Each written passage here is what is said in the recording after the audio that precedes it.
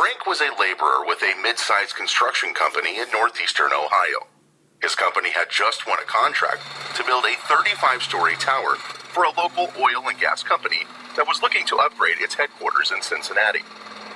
A few weeks after beginning construction, the framework of the first few floors was laid out on top of the building's foundation.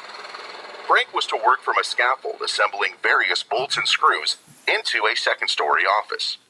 He noticed that the scaffold seemed wobbly and unstable. He climbed down and went to warn his supervisor about the conditions. The supervisor reprimanded Frank and claimed he was just trying to get out of work. Frank was ordered back up on the scaffold to finish the job. Frank did so out of fear of losing his job. And while he was working, the cable snapped and Frank dropped 13 feet to the ground. Frank broke his leg in 3 places and both wrists trying to catch his fall.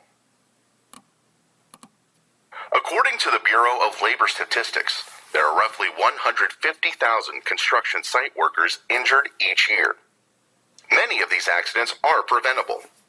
If a worker recognizes a situation in which there is the potential for themselves or a coworker being injured, or if there is a potential of a release of a contaminant to the environment, that worker has a responsibility to stop the work that is being done until the potential danger has been removed and the issue resolved without fear of being fired, intimidated, or retaliated against. After you have successfully completed this course, you should be able to identify the elements of a stop work authority program and identify the employee responsibilities relative to a stop work authority program. If you are at a job site, regardless of which industry you are working in, everyone is responsible for worker safety. Even if there is a safety officer or other supervisor on site whose primary responsibility is safety, you still have the responsibility of recognizing and reporting any unsafe conditions that you discover while you are working. If you recognize a situation that places you, a coworker, or the environment at risk of serious physical danger, or you feel that you lack the necessary information to safely perform your job, you have the right to issue a stop work order in which the work you or your coworkers are performing will be put on hold until the issue has been remedied.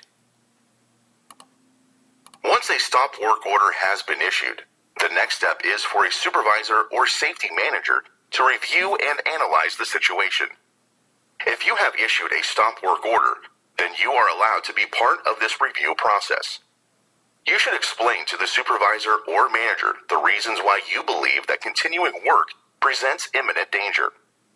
This includes providing the names of the employee or employees that you believe are at risk, the specific task that you believe is unsafe, and the part of the task that you believe presents a danger to you or your coworkers. Once your supervisor or company's safety manager has reviewed and analyzed the incident, the next step in the process is to define and implement corrective actions. These can include discussing the issue with affected employees, addressing the potentially unsafe condition with additional controls, or clarifying work instructions. Only when the situation has been resolved in a way that all parties are satisfied may the work resume. If the stop work has not been resolved to the mutual agreement of the manager and yourself, then the issue will most likely be passed up to the company and union safety representative, if one exists. Work may be resumed once these two sides have agreed that the issue has been resolved. The goal, however, is to resolve issues with the lowest level of involvement.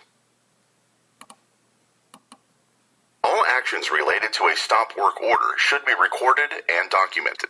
Documenting these interventions allows a company to measure the participation at all levels, determine the quality of the interventions and their effectiveness, and share their findings for future learning and training.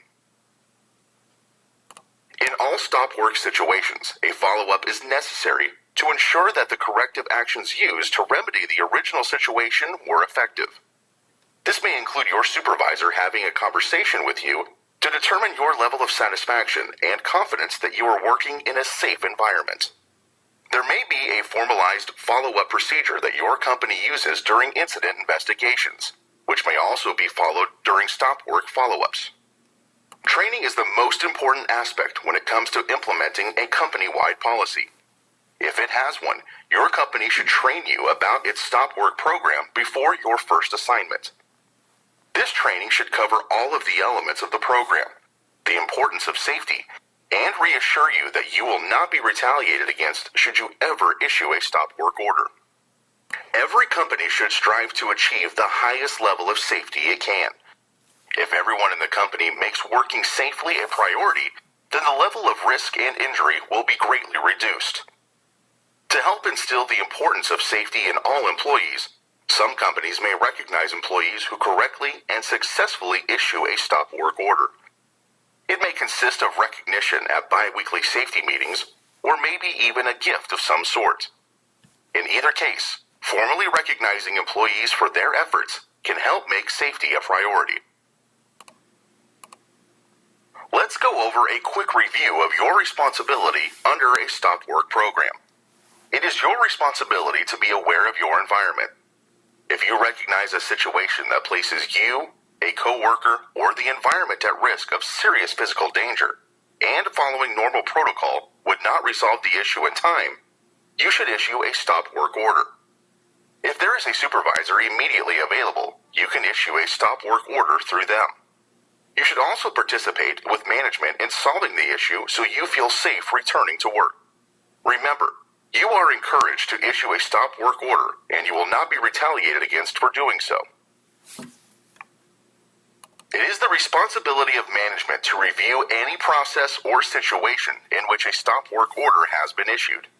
Managers should analyze the hazards and develop controls and corrective actions that will fix the situation in a way that both the manager and employee are satisfied. Managers should also ensure that no retaliation or intimidation is taken against the employee that issued the stop work order. Now that you have a better understanding of a stop work authority program, we can go back and identify what went wrong with Frank, the construction worker, and how he and his manager should have handled the situation. Frank was correct in notifying his supervisor of the danger he felt when working from the scaffold. At that time, Frank should have exercised his stop work authority. The supervisor should have then analyzed the situation and conducted a hazard assessment. If conducted properly, the supervisor would have realized that the scaffold cable was unsafe, and the situation could have been remedied without anyone being hurt. Instead, Frank climbed back up on the scaffold for fear of losing his job and was injured. Now that you have successfully completed this course, you should be able to identify the elements of a stop work program and be able to identify the responsibilities of all employees under a stop work program.